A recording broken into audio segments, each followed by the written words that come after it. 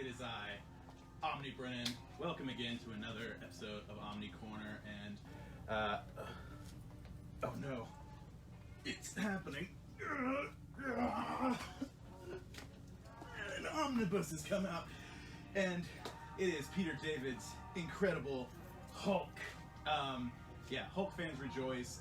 One of the most acclaimed Hulk runs in the history of the character is finally getting the prestigious omnibus treatment with, yes, Incredible Hulk by Peter David, Volume 1. I'm not sure if we're going to be getting one or two more volumes of this.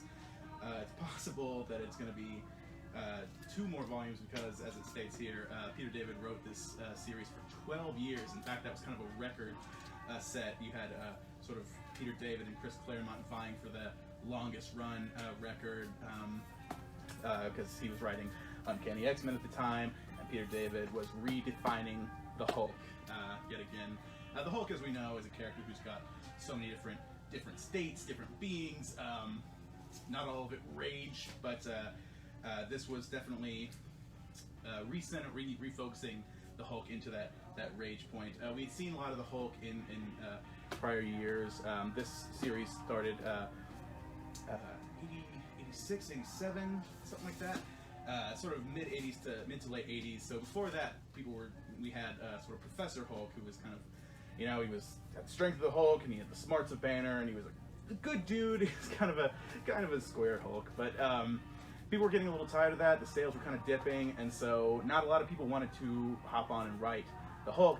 Peter David took that challenge and was given a lot of free rein to just kind of do whatever he wants. And his brilliant move was, of course, to return the Hulk to form as this menacing rage beast. Get it back to that sort of Jekyll and Hyde sort of situation. And one of the first things we get is the Hulk return to gray form. That's right, this entire volume, the Hulk is in his original gray form, and he's made to look scary again, really menacing. In fact, if you've been reading Immortal Hulk, you'll be able to really see how this series would go on to influence series like Immortal Hulk, which again was another series that sort of decided to recenter the Hulk into a monster, into a vicious, mean-spirited monster, and that is very much this series. Even the design, not just the gray skin, but they kind of give Hulk that super pronounced brow and this sort of gaunt face that makes him look like a monster. And another fantastic thing you get when Hulk is in one of his darker mood swings is that he clashes with everybody. He is fighting literally everyone. You see him clash with some of his greatest villains. You see the leader sort of resurrected or remastered to become one of his great archenemies again.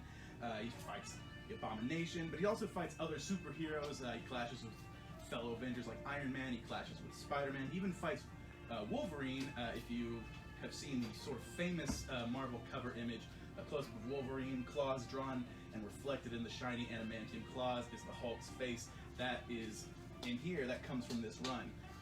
Another really interesting. Oh, you also get a really great. One of a time-honored tradition, really, is anytime someone's on a new run with the Hulk or Fantastic Four, you're likely to see the Thing and the Hulk cross paths. And who doesn't love watching these two sort of very different behemoths just duke it out, just full-on power? It's great.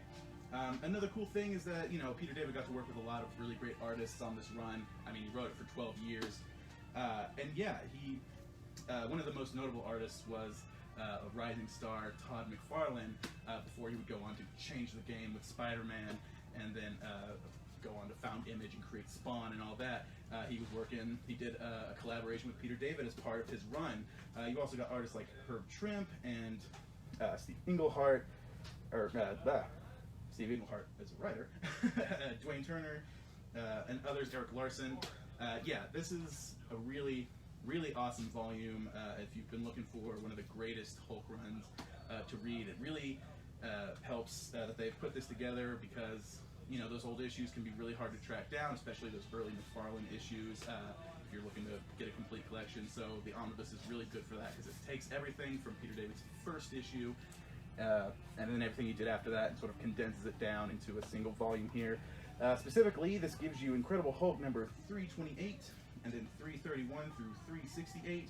You get Web of Spider-Man number 44, Fantastic Four number 320, and material from Marvel Comics presents number 26 and 45. This is not to be missed. It's really good. It comes in regular cover as well as direct market variant. Come and get this while these last. It's a good piece. And of course, Incredible Hulk by Peter David, Volume 1, will get the 15% off. We always do 10% off all of our graphic novels and manga. That includes our Omni collections. But for every video, every week, we like to slap an extra 5% on whatever I feel like. And this week, the new release of Peter David's Incredible Hulk Volume 1 gets that extra 15% off this week only. While supplies last, come check it out. And yeah, that's kind of it for big Omni editions, but we also got a few things going on. February 13th from 7 to 10, we've got Galentine's Day. Those of you who are familiar with our Ladies' Nights will be familiar with this. We shut the store down at 7, kick all the guys out, including myself, and yeah, it becomes strictly ladies and lady types, all shapes, sizes, and colors. Everyone, all lady types, welcome at that time. And yeah, there's junk food, movies, games.